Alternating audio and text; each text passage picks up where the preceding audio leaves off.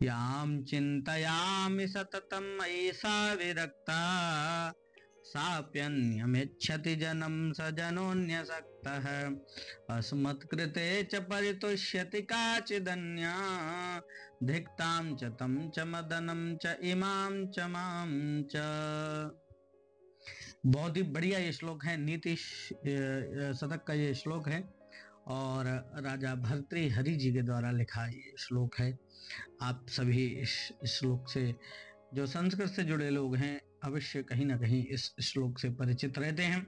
आज इस श्लोक की संपूर्ण व्याख्या देखेंगे और देखेंगे अच्छी तरीके से कि क्या इसका अर्थ है, और बात सकते हैं कि आज के मायने में ये बिल्कुल सटीक उतरता है, क्योंकि जहां पर हम चरित्र रक्षण की बात करते हैं वहीं पर आज के समय में बहुत ही हीनता को देखने को मिलती है।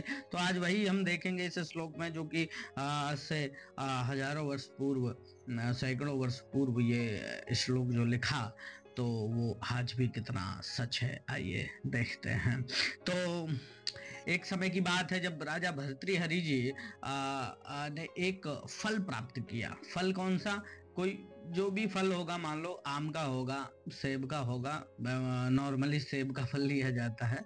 तो वो फल था ऐसा कि उससे यौवन बढ़ता था, मतलब जवानी को जी सकता था व्यक्ति, और यौवन जिसको हम शास्त्र भाषा में कहें तो यौवन बढ़ाने का वो फल था।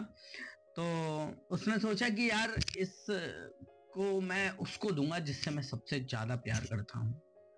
तो सबसे ज्यादा प्यार वो किसको करता था? तो वो अपनी पत्नी को करते थे।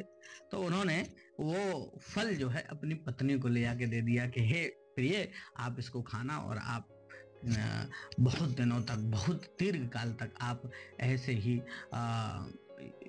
नव युवती रहेंगी। तो जब उसकी पत्नी ने वो देखा कि आए हाय ये फल प्राप्त हुआ है, बहुत ही अद्भुत ये फल है, तो उसने सोचा मैं जिसको सबसे ज्यादा प्यार करती हूँ मैं उसको ये फल दूंगी। तो वो एक नौकर से प्यार करती थी जो कि अस्तबल में काम करता था। उस अस्तबल के नौकर को जब वो फल दिया, तो उस जब उसके पास वो फल पहुंचा तो उसने सोचा मैं इसको सबसे ज्यादा जिसको प्रेम करता हूं मैं उसको दूंगा, और उसने भी वो किसी अन्य वेश्या को दे दिया। और वो स्त्री जो है वो राजा को प्रेम करती थी, तो पुनः वो वापस राजा के पास वो फल आ गया, और जैसे ही फल प्राप्त किया तो राजा के मन में बड़ा ही गहरा, उसे समझ में आ चुका था कि मैं जिसको प्यार करता था वो मुझे नहीं करती, और वो जिसको प्यार करती है वो उसको नहीं करता, वो उसको जिसको प्यार करता है वो मुझ पे आसक्त है। ओ हो, ये क्या हुआ? तो आइए श्लोक को समझते हैं कि याम चिंतयामि सततम, मैं जिसको सततम चिंतन करता रहता हूं, मयि सा विरक्ता, मयि यानी मुझ में, वो विरक्त है, वो मुझसे प्रेम नहीं करती। और साप्यन्यम, और जिसको मैं प्रेम करता हूं वो किसी और को प्रेम करती है। लेकिन सजनोन्य सकता है, लेकिन जिसको वो प्रेम करती है वो जो पुरुष है वो भी किसी और में आ सकते हैं। और जो हमारे लिए परितुष्यति काचिदन्या, हमसे कोई संतुष्ट रहने वाली दूसरी जो स्त्री है वो कोई दूसरी ही है।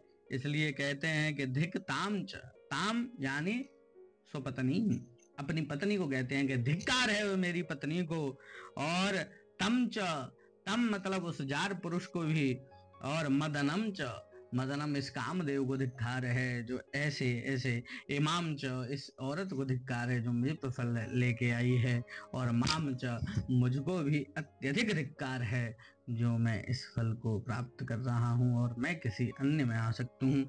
इस प्रकार से जब इनके मन में वैराग्य आया तब इनको सत्य का ज्ञान हुआ। वास्तविकता में इस घोर संसार में कोई भी सच्चा प्रेम नहीं कर सकता, वो कहीं ना कहीं किसी न किसी स्वार्थवश आपसे वो प्रेम करने के लिए जुड़ा है, और वो प्रेम सच्चा नहीं है। सच्चा तो भगवान का ही प्रेम है, उस ब्रह्मानंद में लीन होने का ही वो आनंद है। और सब कुछ छोड़ करके उन्होंने राजपाट सबका त्याग कर करके वो चले गए।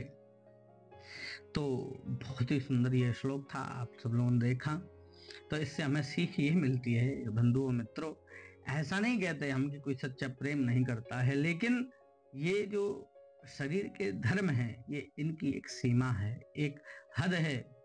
और जब जो देह में प्रेम होता है, अगर देह में कुछ होता है या देह से आप लाचार हो जाते हो तो वो प्रेम भी टूटेगा।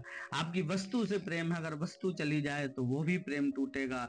मकान चला जाए तो वो भी हो जाएगा। सब कुछ यहाँ इस जड़ जगत में जितना भी सब कुछ दिख रहा है वो सब असत है, क्योंकि वो एक दिन जाने वाला है। तो उसके साथ जो लगा हुआ प्रेम है वो भी एक दिन जाता है। तो यही सोच करके, और बड़े बड़े संतों ने भी यही गाया है कि एक माया जगत है, सर्वम मायामयम जगत। तो आपको ये श्लोक कैसा लगा जरा बताइएगा। और मुझे तो ये बहुत अच्छा श्लोक लगता है और मैं इसको बार बार पढ़ता रहता हूँ और जागृत होते रहता हूँ आज के समय में जो घट रहा है। तो चलते हैं। जय श्री राधे, जय श्री कृष्णा।